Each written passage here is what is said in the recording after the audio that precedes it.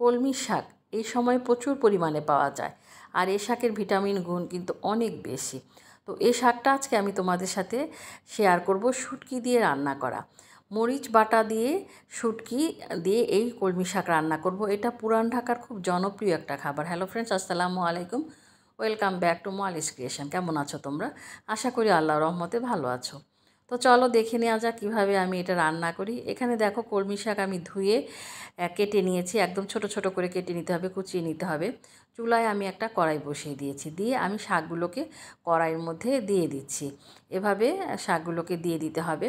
তো বন্ধুরা, যারা তোমরা শুটকি প্রেমী আছো তারা কিন্তু এই মানে রেসিপিটা অবশ্যই ট্রাই করবে। আর এটা কিন্তু আমার রেসিপি না, এটা আমার হেল্পিং হ্যান্ড আমাকে শিখিয়ে দিয়েছে। যেহেতু সে অন্য বাসায়ও কাজ করে, তো সেখানে সে রান্না করেছে। আমাকে বলার পরে কিন্তু আমি এই রান্নাটা করেছি এবং খেতে খুবই মজা লাগে। বিশেষ করে গরমের দিনে এই গরম ভাতে কিন্তু অসাধারণ লাগে। তো দেখো শাকের মধ্যে কিন্তু আমি লবণ দিয়ে দিয়েছি, হাফ চামচ লবণ আমি এর মধ্যে দিয়ে দিয়েছি। এখন এর মধ্যে আমি কিছু কাঁচামরিচ দিয়ে দিব, মাঝখান থেকে চিড়ে আমি কিছু কাঁচামরিচ এই শাকের মধ্যে দিয়ে দিব। যে দিয়ে দিয়েছি 5-6টা কাঁচামরিচ আমি এর মধ্যে দিয়েছি। সামান্য পরিমাণে 1 কাপের মতন পানি আমি এর মধ্যে দিয়েছি হাফ চামচ হলুদের গুঁড়া দিয়ে আমি ঢেকে দিয়েছি। দেখো এই যে শাক থেকেও পানি বের হয়েছে। খুব ভালো করে এই শাকটাকে কিন্তু এভাবে সেদ্ধ করে নিতে হবে। এভাবে সেদ্ধ করে নিলে হবে কি শাকটা একদম কমে যাবে। তো বন্ধুরা, আমি তোমাদেরকে যেটা বলছিলাম, আমি এই শাকটা কিন্তু কলমি শাক তো আমরা বিভিন্নভাবে খাই, কিন্তু আমি এভাবে কখনো খাইনি। কিন্তু আমার যে হেল্পিং হ্যান্ড তার কাছ থেকে শুনে আমি এটা রান্না করেছি। সত্যি অসাধারণ লাগে খেতে। তো তোমরাও তৈরি করে খেয়ে কিন্তু অবশ্যই আমাকে জানাবে কেমন লাগলো তোমাদের কাছে। আর এটা পুরান ঢাকার নাকি খুব জনপ্রিয় একটা খাবার, তারা খুব মজা করে খায়।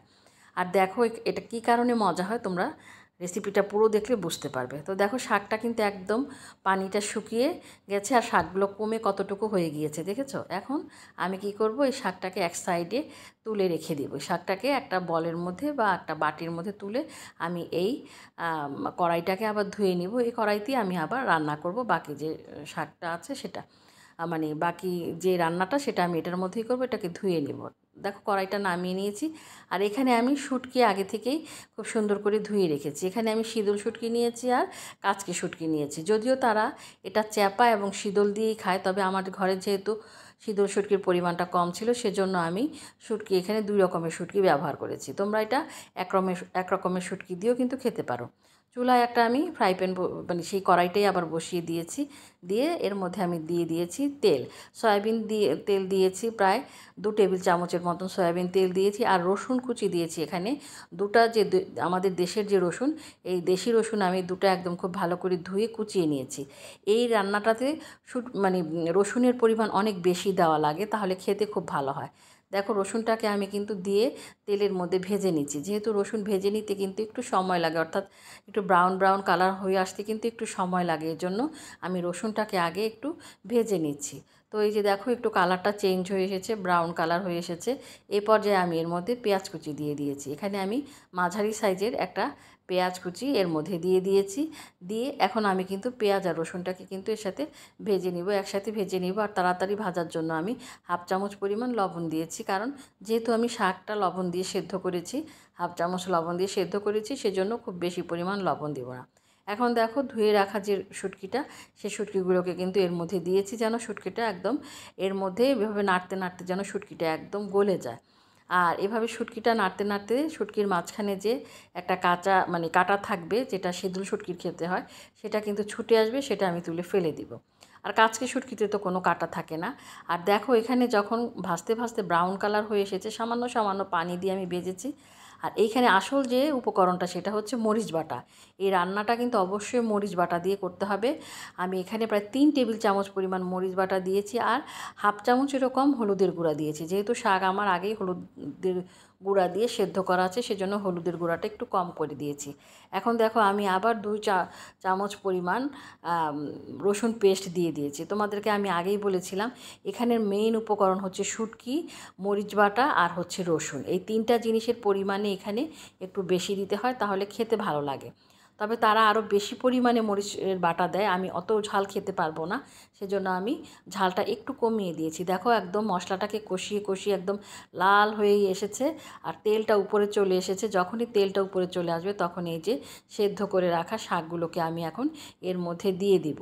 এখানে কিন্তু খুব বেশি কোনো মশলা ব্যবহার করা হয় না, এই অল্প কয়টা মশলা দিয়ে কিন্তু এই শাকটা রান্না করা হয়। তবে মরিচ তোমরা গুঁড়া মরিচ ব্যবহার করবে না, অবশ্যই শুকনা মরিচটাকে, যেহেতু এখন পাটায় অনেকে বাটতে পারে না, সেজন্য আমি কি করেছি, শুকনা মরিচটাকে আমি ধুয়ে হালকা গরম পানির মধ্যে ভিজিয়ে রেখেছিলাম, তারপরে আমি ব্লেন্ডারে খুব ভালো করে একদম পেস্ট করে নিয়েছি। আমি 3 টেবিল চামচ পরিমাণ শুকনা মরিচ এর মধ্যে দিয়েছি। কিন্তু তারা এটা আরও বেশি লাল রান্না করে, মানে লাল লাল করে রান্না করে। তো দেখো কালারটা কিন্তু অনেক লাল হয়েছে। আর হাফ কাপ পরিমাণ পানি আমি এর মধ্যে দিয়ে দিয়েছি, দিয়ে শাক আর সাথে আমি শাকের সাথে প্লাস মশলাটা যেন সমস্ত শাকের মধ্যে লেগে যায় সেভাবে কিন্তু আমি একদম নেড়ে নেড়ে তারপরে এটাকে একদম লো হিটে আমি এটাকে বসিয়ে রেখেছিলাম চুলার উপরে, একদম সুন্দরভাবে যেন শাকটা গলে যায় আর এরকম একটু নরম নরম একটু ভিজা ভিজা অবস্থায় থাকে। এটা কিন্তু শুকনা হবে না, এরকম একটু ভিজা ভিজা হবে। তো এটাই খেতে কিন্তু ভালো লাগবে। দেখো রসুন কুচিগুলো কিন্তু দেখা যাচ্ছে। এটা যে খেতে কতটা মজা লাগে, যেহেতু বাটা মরিচের রান্না, তো খেতে অসাধারণ লাগে বন্ধুরা, বিশেষ করে গরম ভাতে তো অসাধারণ। আর এই গরমের মধ্যে কিন্তু কোনো কিছু খেতে ভাল লাগে না। আমি আশা করব যে এই রেসিপিটা তোমরা যারা শুটকি প্রেমী আছো তোমাদের কাছে অনেক ভালো লাগবে। তবে আমার বাসায় যারা শুটকি খায় না তারাও কিন্তু এই শাকটা খেয়ে বলেছে খুবই মজা লেগেছে। তো আমি কিন্তু ডেসক্রিপশন বক্সে উপকরণগুলো দিয়ে দিব, মাত্র 4-5টা উপকরণ দিয়ে কিন্তু শাকটা রান্না হলো। কেমন লাগলো শুটকি দিয়ে কলমি শাকের রেসিপি অবশ্যই কমেন্ট বক্সে কমেন্টস করে জানাবে। আর আমি ডেসক্রিপশন বক্সে, নতুন বন্ধু তোমরা যারা রান্না শিখছো, আমি ইউটিউব চ্যানেলের ডেসক্রিপশন বক্সে সমস্ত উপকরণ দিয়ে দিই, তোমরা সেখান থেকে দেখে নিতে পারো যদি কিছু ভুলে যাও। দেখো কেমন মাখা মাখা হয়েছে রান্নাটা। আর হচ্ছে আমার চ্যানেলে কিন্তু অনেক রকমের শুটকির রেসিপি আছে। তোমরা যদি মনে করো যে শুটকির রেসিপি আরও দেখবে, তাহলে আমার চ্যানেলের রেসিপিগুলো একটু তোমরা দেখে নিতে পারো। আমি তুলে তোমাদেরকে দেখাচ্ছি কতটা লোভনীয় হয়েছে এই শুটকি দিয়ে কলমি শাক রান্না। এটা পুরান ঢাকার একটা জনপ্রিয় খাবার।